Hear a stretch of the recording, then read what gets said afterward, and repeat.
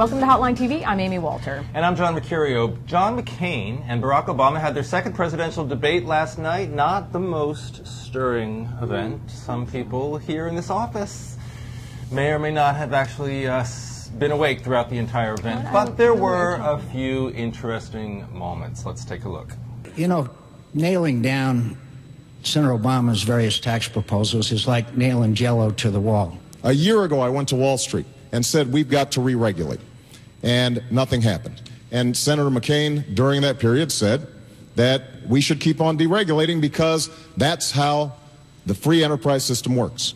You know who voted for it? You might never know. That one. All right, John Mercurio. Yes. Tell me what you thought of these debates. Look, I stayed awake for the whole thing. I was awake for 90 minutes. Maybe it was all the coffee I drank beforehand, but I thought it was actually sort of a caffeinated debate. They were walking around. There was very interesting body language. There was the That One clip, which I'm sure people will be talking about for days and days, meaninglessly so. But I thought you also saw a pretty interesting dynamic play out. I'm going to look right at you, unlike what John McCain did yesterday to Barack Obama. You should be talking to the American people. I should be talking to the American people.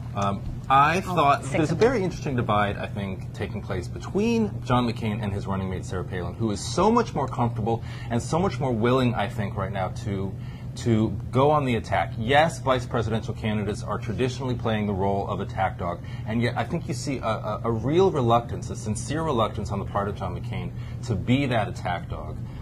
To talk about Bill Ayers, to talk about Jeremiah Wright, where you see his running mate much more willing to do so. I think that played out last night in a way that for John McCain, I think was one of his key strengths. Ultimately, though, you know, not a good night. Most people, I think, thinking that it was a really boring event, and ultimately that works in Obama's favor. Nonetheless, Hotline Diageo tracking poll showing that it is essentially now, again, a statistical dead heat. I know. Well, let's talk about a couple things.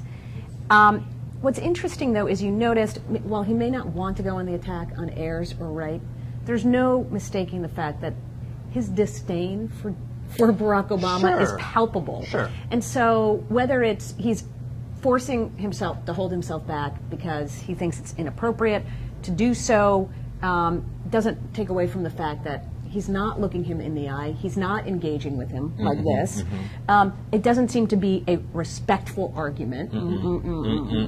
And for the guy who's Mr. Bipartisan, for the guy who's the maverick, I don't know, I just still haven't seen that part of him since the Republican convention. That guy just seems to be Well, he didn't mention the word maverick one time. No. Anybody at home playing a maverick drinking game last night went home sober. That's a very good point. All right, so now what? Where do these... What do they do now? Gosh, where do they go? Joe Biden back on the campaign trail today after, I believe, a 10-day absence, except for his debate. Interestingly enough, it was during those 10 days that he saw his favorable ratings, his net favorable ratings, climb to the highest point of the entire campaign. It was also the point during which the Obama-Biden ticket gained their biggest strength. I think that was a bump from the debates. Okay, fine. I'm just saying I know. Well, and it's also your favorable ratings can rise when you aren't playing attack dog. I think that's probably true too.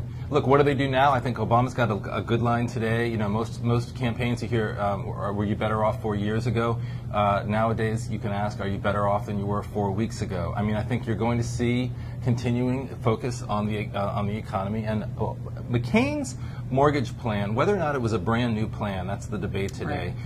It could potentially be a post-debate game changer, something that people weren't paying that much attention to last night, but over the next couple of days could be something that I think for him becomes more of a favorable. Well, it's true, but it seems to just keep muddling that McCain message, and this is what the difficult part for everybody who's run against Barack Obama, trying to find a way to blunt that change mantle that he has grabbed onto and held onto is, all right, we'll find an angle here, whether it's experience, nope, that didn't work, he's a celebrity, that's not working. Here now, he's saying, all right, I'm going to have a bold plan, and you're right, we can argue whether it was already in the budget, the Paulson plan, or whether Hillary Clinton was the one who came up with the idea. But the fact is, it is a huge government program. So the guy who's accusing Barack Obama of being he doesn't care about conservatives anymore. He's got Sarah Palin out there winning them over. They are rock solid behind him. And he's going to balance the budget. And he's going to balance the budget. And he's going to freeze spending. And freeze spending. But we're going to spend money to get the mortgages. And nuclear waste is not a problem. Where to store it, which would be interesting in Nevada. I'd love to hear sort of a Nevada John Ralston reaction to what John McCain had to say last night about that issue. All right. And on that, big shout out to one of the biggest friends of the show, John Ralston. That's going to be it for today's Hotline TV. I'm John Mercurio. And I'm Amy Walter. We'll see you next time on Hotline TV. Yes, we will. Yes, you can. Oh. Yes, we can. I've heard that somewhere. Yeah. It's a big John McCain slogan. It is?